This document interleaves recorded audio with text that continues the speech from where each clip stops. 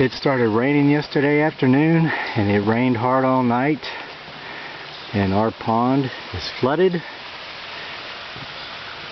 can see the water in this canoe. Yesterday morning there was no water in this canoe, and now, my gosh, there's like 4 inches in it. Started raining yesterday afternoon, rained hard all night, so hard couldn't sleep, kept waking me up. And my suspicion is that some of our fish were actually swept out of our pond, because this happened last spring when the heavy rains came. Our spillway right here needs some work. Oh yeah. Oh, look at all these fish. Oh, these crazies. I don't know if they're being swept down here, but they're trying to escape. But look at that. So the first time this happened, actually 2 years ago, when we just moved in after buying this house, heavy rains came, and we looked out here in the field and we saw hawks, and we were like, what's going on? Well, look at this flooding. We found out what was going on when we came down. They were down here feasting on our fish. So here's our lower pasture field that goes out to the road, and it is completely flooded. So it is, what time?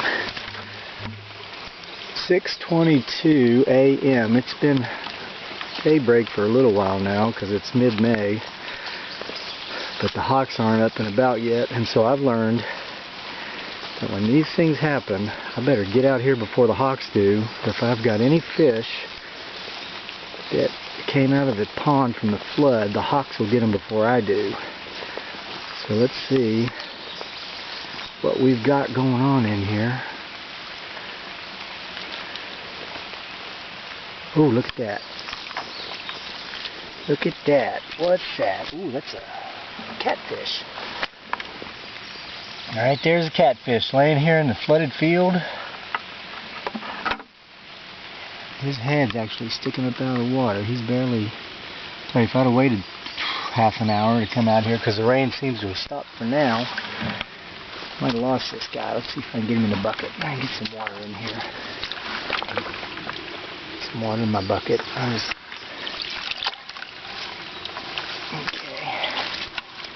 Hopefully, I'm going to try to do this one-handed since I'm holding the camera here. Got him. Alright. He's still alive. As you know, catfish have very low metabolisms. So that's plenty of water to keep him alive for a while. Now, there's one of them in here. There's probably more.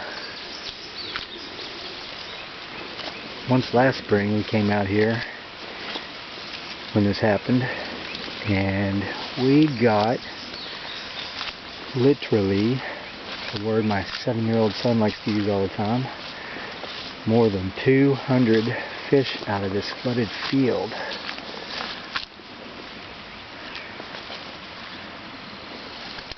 Yep. They were mostly bluegill. We had a couple bass in there. Oh wow, it's flooded all the way over here into the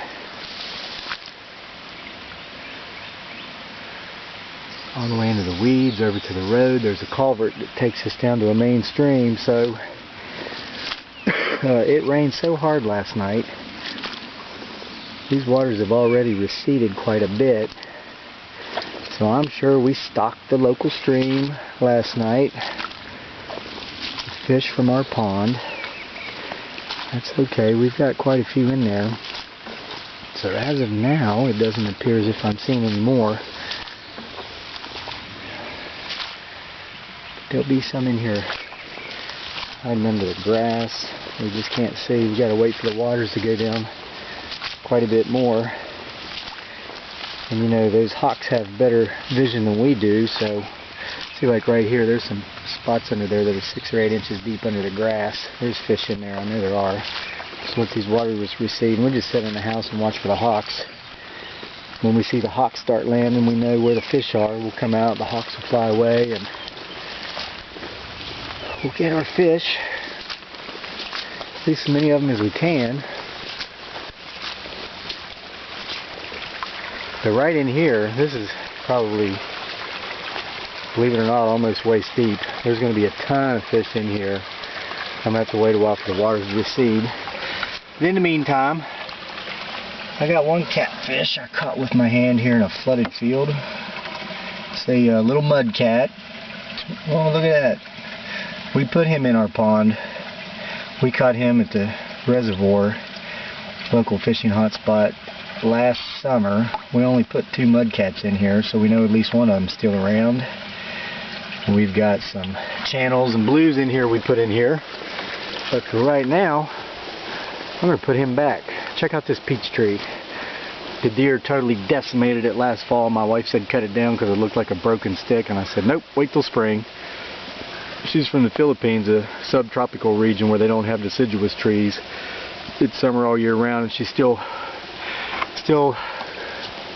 learning about the dormancy stage of trees. And I told her these things are next to impossible to kill. You just wait, and she's been surprised now that it's back. So I'm going to come up towards the head of the pond and turn this catfish loose so he doesn't go back over the spillway. Oh, the water's brown. It was crystal clear. Just came flooding out of our creek. So I'm going to put him back in right here. Alright, Mr. Catfish. Come here, boy.